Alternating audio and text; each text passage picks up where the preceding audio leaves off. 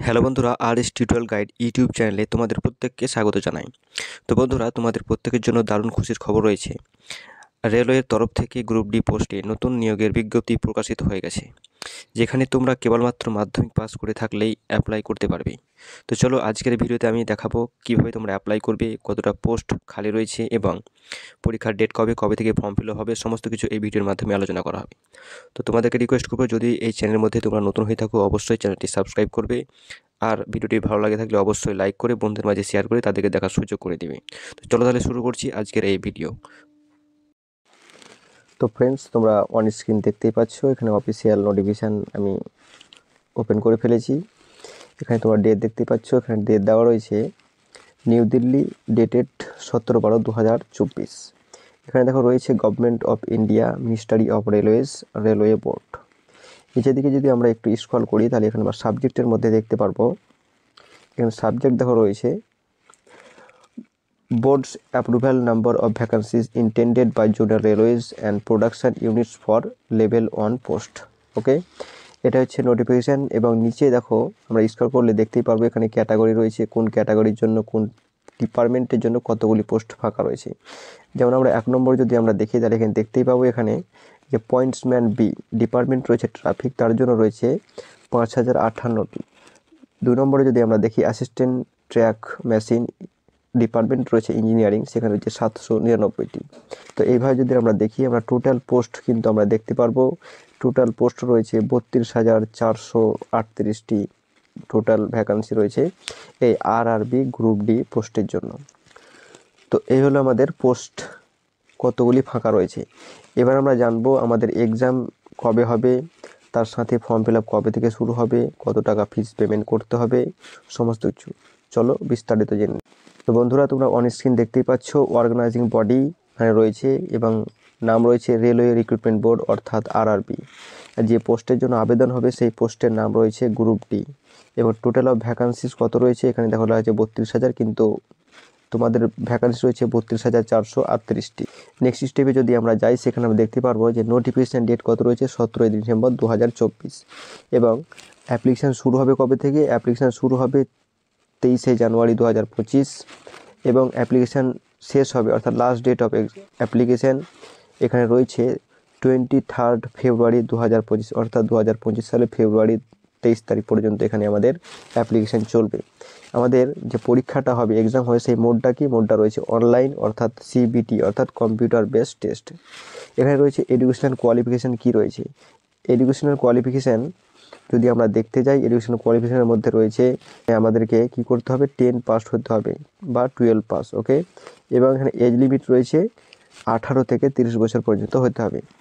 তারপরে রয়েছে দেখো অ্যাপ্লিকেশান ফিজ। অ্যাপ্লিকেশান ফিজ কত লাগবে, জেনারেল বা ওবিসি যারা রয়েছে তাদের জন্য 500 টাকা এবং যারা এসসি এসটি রয়েছে তাদের জন্য লাগবে 250 টাকা।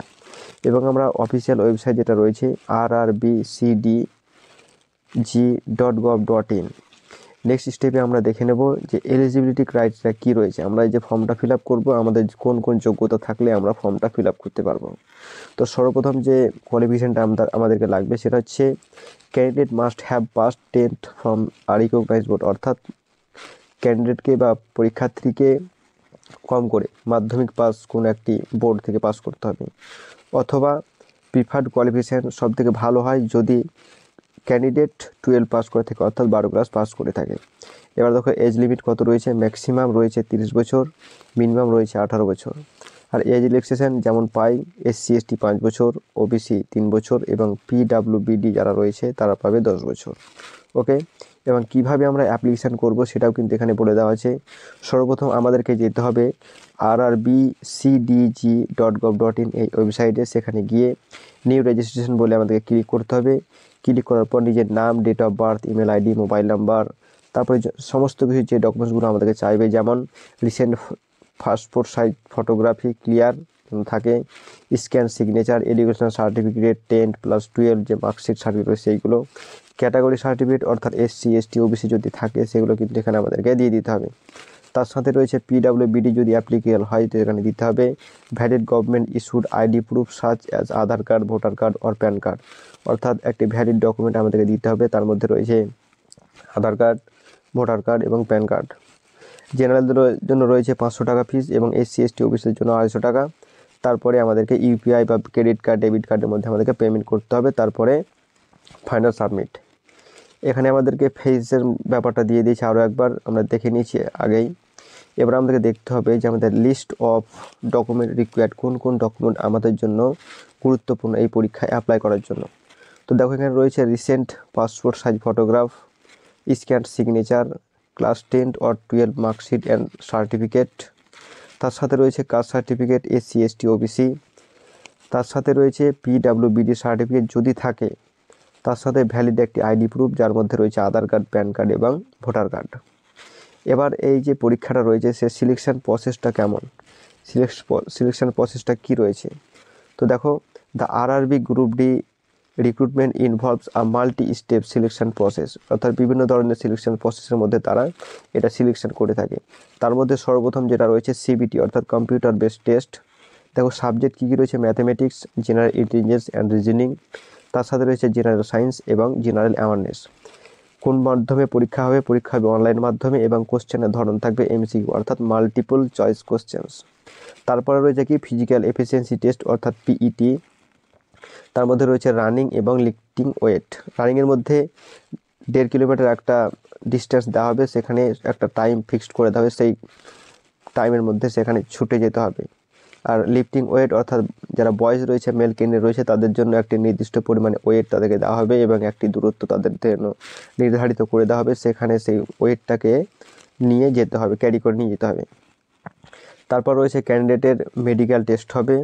তারপর রয়েছে ডকুমেন্ট ভেরিফিকেশান অর্থাৎ shortlist candidates will be required to produce original documents for the final verification. তারপরে রয়েছে salary details for the RRB group D অর্থাৎ কত স্যালারি রয়েছে সেটা।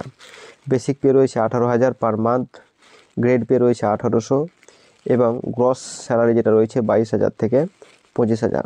তো আশা করছি তোমাদের ভালো লাগবে, আর চ্যানেল নতুন হয়ে থাকলে অবশ্যই চ্যানেলটি সাবস্ক্রাইব করে পাশে থেকো। ধন্যবাদ সকলকে।